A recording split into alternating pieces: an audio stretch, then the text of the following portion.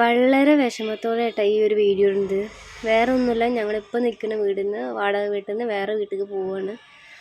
അപ്പോൾ അതെന്തുകൊണ്ടാണ് ഇത്ര വിഷമം എന്ന് വെച്ചാൽ, പിന്നെ ഈ കിടക്കുന്ന എൻ്റെ മക്കളുണ്ടല്ലോ, ഇവരെ പിന്നെ എനിക്ക് കാണാൻ പറ്റില്ല, ഇവർക്ക് ഫുഡ് കൊടുക്കാൻ പറ്റില്ല, ഇവരോട് സംസാരിക്കാൻ പറ്റില്ല, ഇവരുടെ സ്നേഹം എനിക്ക് കിട്ടൂല എന്നൊക്കെ ആലോചിക്കുമ്പോൾ ഭയങ്കര ഒരു വിഷമമുണ്ട്. എന്ത് ചെയ്യാമെന്ന് എനിക്കും അറിഞ്ഞൂടാ, എന്ത് പറയാമെന്ന് എനിക്കും അറിഞ്ഞൂടാ. പിന്നെ നമ്മൾ ഒരിക്കലും പിന്നെ ഇവരെ കാണാൻ പോണില്ലല്ലോ. പിന്നെ ഇപ്പം നമ്മളെടുത്ത വാടക വീട് കുറേ ദൂരെയാണ്. ജോലി കഴിഞ്ഞിട്ട് നേരെ അവിടെ പോണ പോലെ ആയിരിക്കും. പിന്നെ ഇവരോട് കണക്ഷനോ ഇവരെ കാണാനോ ഇവരോട് സംസാരിക്കാനോ നമുക്കൊന്നും പറ്റൂല എന്ന് ആലോചിക്കുമ്പോൾ എനിക്കാണ് ഭയങ്കര വിഷമം. കാരണം ഈ മണീനൊക്കെ കാലിൽ കുടുങ്ങിയിട്ട് കമ്പി കുടുങ്ങിയിട്ടൊക്കെ രക്ഷിച്ചത് ഞങ്ങളാണ്. വിഷം വയ്ക്കുമ്പോൾ കൂടി വിഷം ഇവർ കഴിച്ചിട്ട് മരിക്കാൻ നിൽക്കുന്ന സമയത്ത് കൂടി രക്ഷപ്പെടുത്തിയതും ഞങ്ങളാണ്. അപ്പോൾ ഇനി ഇതേപോലെ ആരെങ്കിലും വെക്കുക അല്ലെങ്കിൽ എന്തെങ്കിലും ചെയ്ത് കഴിഞ്ഞാൽ നമുക്ക് അറിഞ്ഞൂടല്ലോ.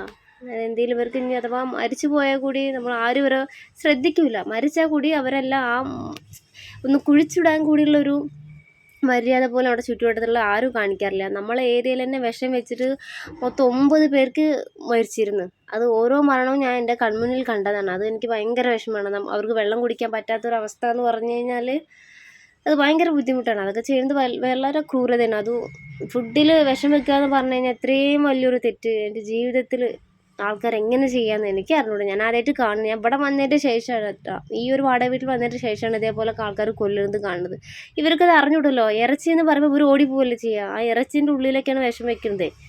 അത് കുട്ടികളെ കണ്ടിട്ട് ഓടിപ്പോയി കഴിക്കില്ല. നിറയെ കുട്ടികൾ മരിച്ചിട്ടുണ്ടായിരുന്നു. പിന്നെ നമുക്ക് കംപ്ലയിൻറ്റ് ചെയ്യാൻ പറ്റില്ല.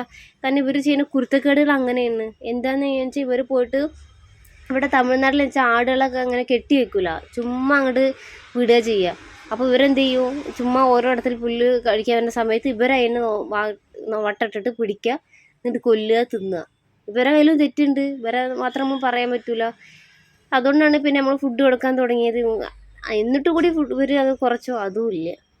ഇത് കണ്ട, ഇതൊക്കെ ഈ മക്കളൊക്കെ മുഖം ഇങ്ങനെ ആലോചിക്കുമ്പോൾ ഭയങ്കര വിഷമമുണ്ട്. ഇനി എന്ത് ചെയ്യുക. ഇതാ കണ്ട എൻ്റെ മണിക്കുട്ടൻ വാലാട്ടനുണ്ടാ. മണീനെ എനിക്ക് ഭയങ്കര ഇഷ്ടമാട്ടോ, ഭയങ്കര ബുദ്ധിയുള്ളൊരു കുട്ടിയാണ്.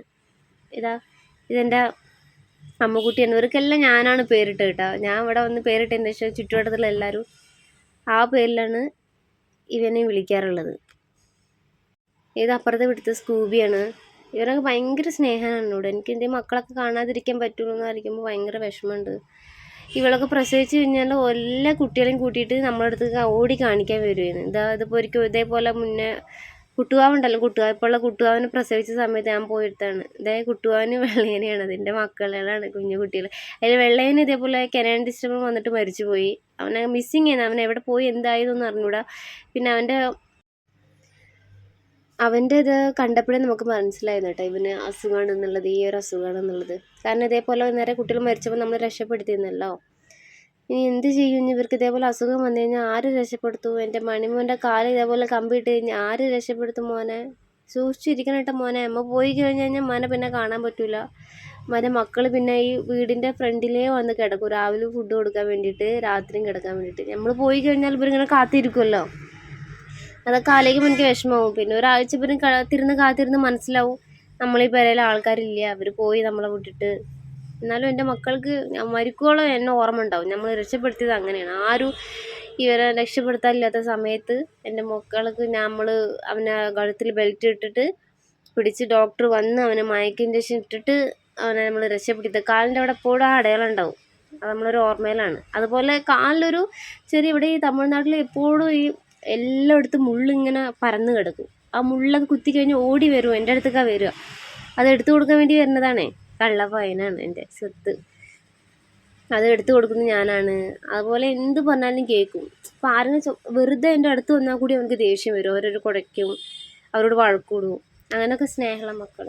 ഈ മക്കളെ ഞാൻ എങ്ങനെയാണ് കാണാതിരിക്കാൻ ആലോചിക്കും വിഷമം കണ്ട്. ഇതേപോലെ വന്ന് കിടക്കും, എന്തെങ്കിലും തരുമോ വിശക്കുണ്ടെന്ന് പറഞ്ഞിട്ട് ഞാൻ കൊടുക്കും. പിന്നെ അപ്പുറത്തെ വീട്ടിൽ ചേച്ചി കുറച്ച് ഇവനെ സഹായിക്കുന്നതിനോട് കുഴപ്പമില്ല. പിന്നെ നമ്മോട് സംസാരിക്കണ ഒരു ജീവനിൽ ഇപ്പം നല്ല സംസാരിക്കും. നമ്മൾ എന്തെങ്കിലും പറഞ്ഞു കഴിഞ്ഞാൽ നല്ല തിരിച്ചൊക്കെ മറുപടി പറയും. അത്രയും എൻ്റെ മക്കളുകൾ എന്ത് ചെയ്യാന്നേ എനിക്കറിഞ്ഞൂടാ. നമുക്ക് വാടക വീട്ടിൽ നമ്മൾ തേടി മടുത്തിരിക്കണം. ഡോഗ് ഉണ്ട് എന്ന് പറഞ്ഞ കാരണം ആരും തരാൻ മടിച്ചിട്ടേ അത് വാടക ഇപ്പോൾ കൂടുതലാണ് ചോദിക്കുന്നത്. ഇപ്പോൾ ഉള്ള വീട്ടിൽ വെച്ചാൽ കണ്ടീഷനാണ്, ഡോഗിനെ വളർത്തുമ്പോൾ ഗേറ്റ് ശ്രദ്ധിക്കണം. കാരണം ഇപ്പോൾ ഉള്ള വീട്ടിലെ ഗേറ്റൊക്കെ ഇവർ മൂത്രമൊഴിച്ചിട്ട് നശിപ്പിച്ചിരിക്കുന്നു. അപ്പം ഇനി അടുത്ത വീഡിയോയിൽ ഞാൻ ബാക്കി വിശേഷങ്ങളൊക്കെ പറയാം.